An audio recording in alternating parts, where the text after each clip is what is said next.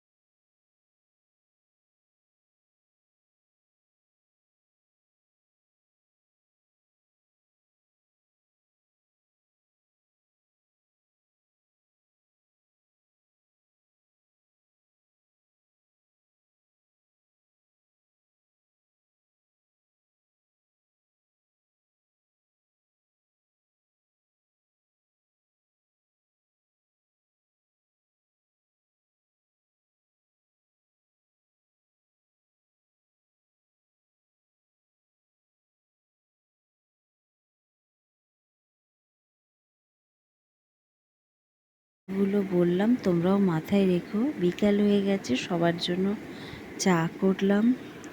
ডিনারে পকোড়া ভাজি, ভাত দিয়ে খাওয়া হবে। রাত হয়ে গেছে অনেকটাই, আজ আর ব্লগটা বাড়ালাম না, এখানেই আসি। ভালো থেকো সব।